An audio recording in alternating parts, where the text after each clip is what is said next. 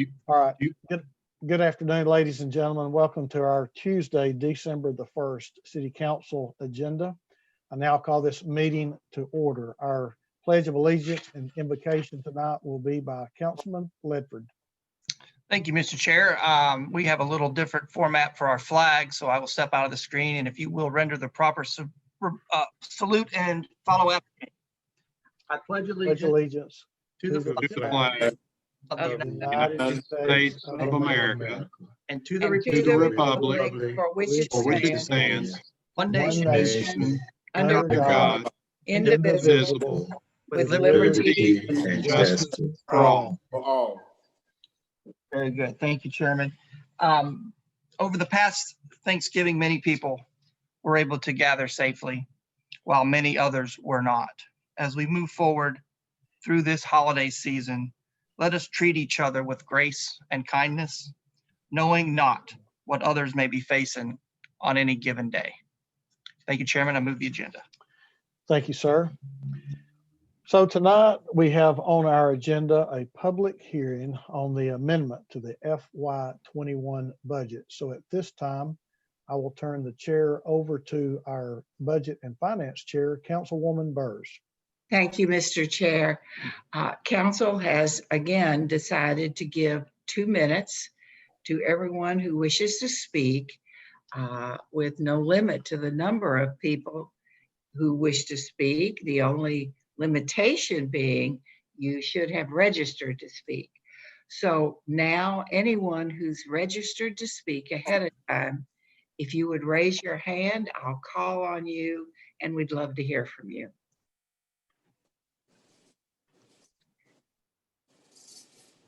Okay, Marcus Ellsworth.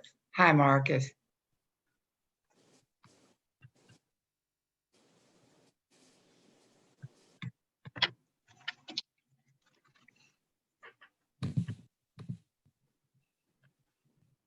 Hello. How are you? I'm doing well, Councilman Burrs. In regards to the amendment to the budget, I just had a few concerns and questions. I understand that this is money that was unanticipated coming back into the city budget, and it's being allocated into a few places to help out. And I understand in the wording of the ordinance that it's to help assist with some sectors that have been impacted by COVID-19, businesses having to shut down. My concern is particularly in the arts sector, where I work for Martin Lakes Theater, which is in Councilman Coonrod's district, and I just wonder about putting that money into places that may have already received a significant amount of support and funding from the relief sources, from grants, from donors, while we have other organizations and smaller businesses in the arts community who are struggling or shutting down right now. And I was just wondering if there could be a process where they could appeal for it, apply for access to some of these funds to broaden the scope of the impact of where this relief funds could go out into the community. Well, thank you for that. Actually, we discussed that earlier today, looking at different parameters. We were in the discussion stage today. So thank you for bringing that up. And that's great input for our deliberations. Was there anything else? That's just it. And there's and some suggestions possibly. If there have been some assessments in the arts community, at least as far as nonprofits go. I'm not sure about other parts of the nonprofit community, but there have been questions that other organizations have asked. I think ArtsBelt has some of that data. Tennessee Arts Commission probably does also, about where some of these organizations stand. So as those decisions are getting made about how to allocate funds or even make that process accessible. Okay, well, the 2 minutes is up, but I got notes on that, and thanks so much. My pleasure. Thank you for your time. Brody Crowder.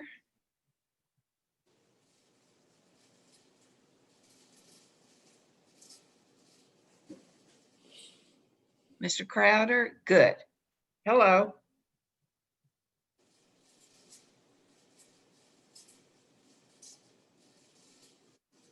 Mr. Crowder? Hello?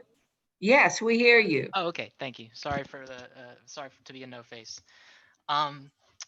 Hi, I also just wanted to chime in and actually back up Marcus's statements, I think a way for nonprofits and other art organizations to apply for these funds, as opposed to just, I've seen, proposals for the Tivoli Theater and the Bessie Smith Center, instead of these lump sums going to them, have a better process for groups and nonprofits to apply for these funds instead. I think they'll be just way better utilized, and we'd all have a better idea of how that money is going to be used if smaller nonprofit and art organizations can apply for it. I mean, the Tivoli, they're already getting tax dollars from this, throughout the year from taxpayers in the city. Same with Bessie Smith Center. So I think some sort of application process I want to back up to. Is there anything else? That's it. That's all I got. Thank you so much for your input, Mr. Crowder. Thanks, Al. I see no other hands. Is there anyone else? Then I'll turn it back over to you. No, you have two more hands. Yeah. So Madam let's Chair. see where they are.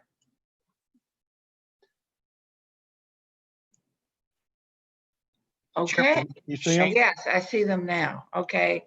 Shane Mara.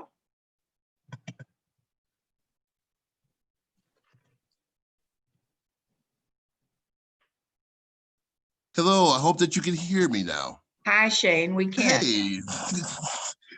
Hey, thank you for the opportunity. For everyone, hi, good evening. My name is Shane Morrow, known to some as the director of Rise Chattanooga.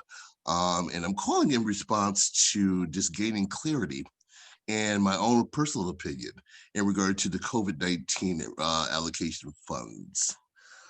As I reviewed, I'm sorry, can everyone hear me? I'm sorry, there was such a delay. I guess in a nutshell, because the time is limited, first, let me just commend all of you for doing what you do best. And that is making sure that you are being the voice of your constituents and making sure that you're making a positive difference inside the community. My question, actually it's really a statement. I wanted to share with everyone that today being Giving Tuesday, I made the conscious decision not to move forward and to accept any funds for my nonprofit today in regard to the program and services that we do, because I feel as if this is the opportunity right now that we need to do what be best for our community, help the immediate needs of our struggling community. For folks that are going through the transitions of the new infections with COVID, down to individuals who are being deprived right now of a simple meal. These are the immediate things that our community needs. That's not a Black thing, it's not a white thing, it's not a Latino thing, it's an all of us thing. And I think that the money that we get allocated to make a positive difference in the community should be just that. And I share this because, again, yes, I am a struggling nonprofit organization. For folks that know, we've done the 11th series from the Betsy down to doing programming in Miller Park. We definitely would need $1 or $2 to be able to increase the program and services that we render. But I also know that— And Mr. Mara, your time is Oh, I'm sorry. So in a nutshell, I will say that I will shut my mouth by saying this. Please direct your dollars to what's needed first. The other program and services for the agencies can wait another time. Direct your energy toward the people that need the money the most. Thank you, Mr. Morrow. Jamie Bergman.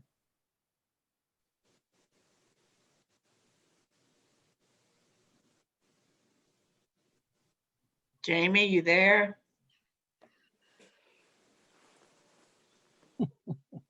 You need to unmute. Yeah. Okay. Hello, how are y'all doing tonight? I want to thank you first. I work with United Way. I've met with a lot of you around a lot of different issues in your districts, but I do want to really say that we appreciate the opportunity to present the information today. We think we really need to get more information out about 211. And interesting to follow the last callers, we're exactly trying to do that. I think in our presentation today, we're trying to get more immediate needs in the community. However, we were not allowed to participate in any of the state CARES Act money because we were the grant administrator. So we have not been able to actually help ourselves. And I'm not saying that that's a bad thing, but the reason we're appealing to this is because we're going to continue to work in this community no matter what, and we're going to continue to work with y'all. We collect data. We are working with the 211. We're working with every community we can, and we're trying to get more into the community. But just to remind everybody that we do have a process. We are the central social service line that everyone refers to. And we're pretty overworked. I will be very honest with you, overwhelmed. We haven't stopped since we left March 13th from our office. And also too, that we are providing a lot of call data and information to a lot of different people all over the community. And we're keeping up with the resource directory. As agencies change and close, there's a lot of services that are no longer available. And so what we're trying to do is make sure we vet and find the best services. And many may not know too, that one call may have 2 or 3 needs and may take 2 or 3 different people to contribute. Say utility bill that's $400. And our resource specialists have to go and find a couple of different people that are willing to contribute to pay that one bill. And also they try to make sure that all the needs are met, not just that one bill, but what else are they needed? So we're just trying to make sure that we get the word out and that we're there to help the community and we're there to help you. Ask us for information, whatever you need from us. But also we're requesting this to be able to help continue doing and actually expand what we're doing to reach as many people as possible throughout the community during this COVID. Thanks, Jamie. Your time is up. Thank you so much. Thank you. Andy Muldoon. He's on the way. Can you hear me now? We can hear you. Thank you very much. And I very much appreciate your time. I'm Vice Chairman of the Tivoli Foundation. And first of all, I wanted to thank everybody for their support for the mayor's vision 5 years ago to create the foundation. I very much appreciate being we very much appreciate being part of this resolution for continued support. What I want everybody to know is that we have spent a lot of time with the foundation, with our 3 magnificent theaters that support a lot of community efforts, working through this horrific period we're involved in. It is critical for us to keep the Tivoli open. So there is a sense of urgency to your continued support, and we very much appreciate everything you're doing for us. That's all I have to say. Thank you. Thank you, Andy. Harry Roberts.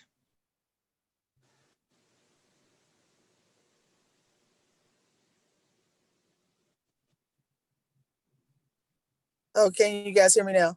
We can. Okay. I'm Terry. I'm one of the security personnel with the Tivoli Foundation. And I simply want to express the need for the money to be allocated to the Tivoli, because there's a lot of people that are employed. And it's about 580 people, I think, that is actually employed by the Tivoli Foundation to bring in entertainment. And we need to keep the Tivoli Foundation afloat simply because, like I said, everybody needs a little additional income during these times. And I think it would be very beneficial for the community to continue to be able to produce and have the shows come to Chattanooga. It would be a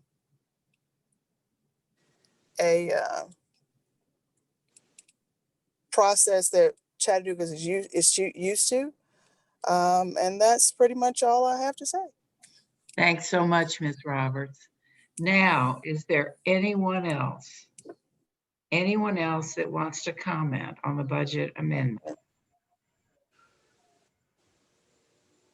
Okay, this time I see no one else, Mr. Chair. Turn it back to you. Very well. Thank you, Madam Chair. All right. At this time, we will move into our order of business for your city council. Could I get a motion on the minutes, please? Move to approve. Okay, we have a motion on the floor to approve. A second. Have a proper second. Questions or comments before we vote? If not, Madam Clerk, roll call, please. Councilman Oglesby, Yes. Councilman Mitchell, Yes. Councilman Ledford, Yes. Councilman Gilbert, Yes. Councilwoman Coonrod, Yes. Councilman Byrd, Yes. Councilwoman Burrs, Yes. Chairman Henderson, Yes, 8 yeses. so moved. All right, Madam Clerk, we move into ordinances on final reading. If you would, I'd like to take A and B together with no objection from the council. So at this time, 5A and B, please. Yes. Item A, an ordinance closing and abandoning 2 unnamed and unopened streets located within 1026 Beeson Drive as detailed on the attached map. Item B, an ordinance relocating Bluff Street as more particularly described herein and renaming same to be Lucy Lane and authorizing the mayor to make a negotiated sale of the former Bluff Street right-of-way property, which appears to be advantageous to the city pursuant to Section 2567 of the City Code. All right, Councilwoman Coonrod. Move to approve. Second. Okay, we have a motion on the floor to approve items A and B with a proper second. Questions or comments before we vote? Madam Clerk, roll call, please. Councilwoman Burrs, Yes. Councilman Byrd, Yes. Councilwoman Coonrod, Yes. Councilman Gilbert, Yes. Councilman Ledford, Yes. Councilman Mitchell, Yes. Councilman Oglesby, Yes. Vice Chairman Henderson, Yes, 8 yeses. motion carries. We have no ordinances on first reading this afternoon. Neither do we have resolutions. If you would pull up purchases, and we will invite Mr. Salmons to come in while you are doing that.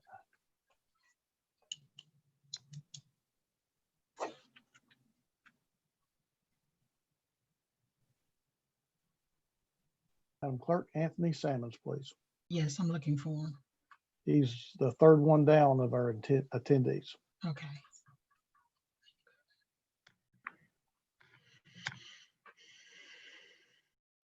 He's on the way.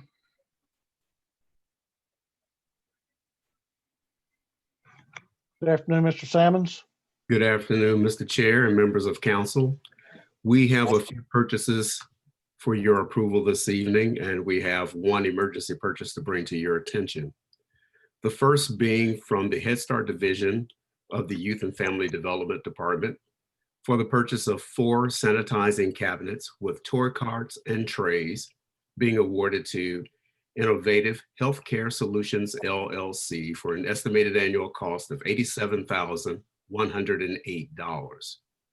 Next, we have from the Waste Resource Division of Public Works, we have the purchase of painting services being awarded to Mansfield Industrial for an estimated annual cost of $450,000. Next, from the Chattanooga Department of Transportation, we have Asphalt Rejuvenation Agent being awarded to Pavement Technologies Incorporated for an estimated annual cost of $202,500. And last, we have from the Chattanooga Fire Department, the purchase of FLIR Thermal Camera Kit being awarded to North America Fire Equipment Company Incorporated for an estimated annual cost of $54,750. And that concludes the new purchases for this evening. Thank you, Mr. Salmons. What is the pleasure of the council? Move to To approve the purchases. Okay, we have a motion on the floor to approve the purchases, and I think I heard a second. Questions or comments before we vote? Madam Clerk, roll call, please.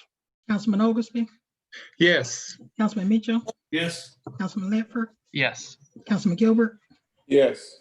Councilwoman Coonrod, Yes. Councilman Byrd, Yes. Councilwoman Burrs, Yes. Chairman Henderson, Yes, 8 yeses. motion to approve purchases carries. Now, Mr. Salmons, emergency you. purchase. Thank you, sir. We have one emergency purchase under the mayor's emergency declaration related to COVID. And it is to be awarded to Clinica Medicos. It's purchase order number 559589 in the amount of $60,000 for supplies and staffing. Members for providing services of testing in the uninsured populations of our city during the months of December, January, and February. And that concludes that item. All right, any questions for Mr. Salmons on the emergency purchase? All right, sir. See no questions. Madam Clerk, you can excuse our guest. Thank you. We now come to committee reports, and I will take them as I see them on the screen. Councilwoman Burrs. Yes, sir. Well, as you just heard, we had our public hearing today on the budget amendment, and it will be on the agenda in alternate form next week. Thank you. Councilman Gilbert. No report. Councilman Oglesby. Thank you, Mr. Chair. On December the 8th, we will have an Economic and Community Development Committee meeting where we will have a presentation from Allco Properties about a pilot request for District 7. And on December the 15th, we will have another committee meeting where we will be discussing citywide natural disaster legislation. That's all I have, Mr. Chair. Very well. Thank you, sir. Councilman Mitchell. Thank you, Mr. Chair. We will have a Public Works and Transportation meeting next Tuesday following agenda session where we will have discussions on litter policy for the city as well as the alley plan that we couldn't get to last week. Thank you. Very well. Councilman Byrd. No report, Chair. Councilman Ledford. Thank you, Chairman. Planning and Zoning did meet today where we covered all items on our agenda. Thank you. Councilwoman Coonrod. No reports. Thank you, ma'am. All right, now we come to the time in our agenda that we recognize persons wishing to address the council. So if you have registered to speak at this time, would you begin raising your hand while the city attorney reads the rules to address the council? Pursuant to Governor Lee's Executive Order 65, we are still conducting electronic meetings at this point in time, and there is a registration on the council website if anyone wishes to speak, and they need to do that before they speak at the end of the 6 o'clock meeting. At the end of the business meeting, the chair will recognize members of the public who wish to address the council, and you can only be recognized if, providing your name, address, and council district before addressing the council. No person can have more than 3 minutes to speak at this time, and the speaker can address the council only upon matters within the legislative and quasi-judicial authority of the council and not on matters that are under the authority of other governmental bodies or agencies. The speaker cannot use vulgar or obscene language nor use the floor to personally attack or personally denigrate others, and address the comments to the council as a whole and not make comments directed towards individual council members. Having heard those instructions, please speak if you're registered. Okay, if you haven't registered to speak and you'd like to do so at this time, please raise your hand. Madam Clerk, C. Grimey Williams, please.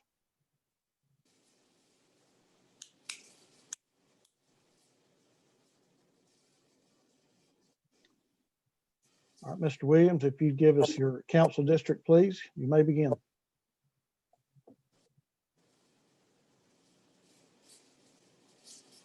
Mr. Williams, can you hear us?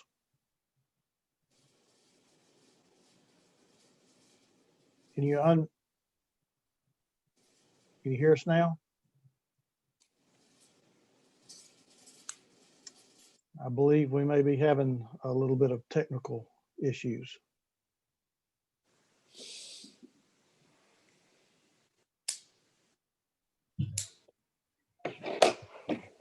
Are you with us, Mr. Williams?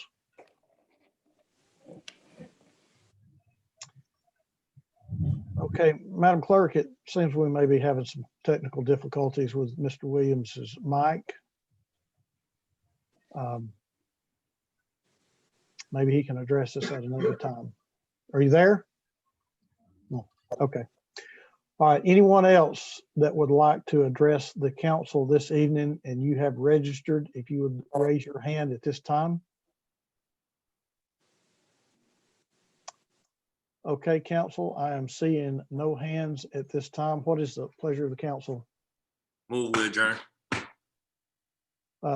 We are adjourned. Thank you, sir. And we will see everybody back next week. Have a good week.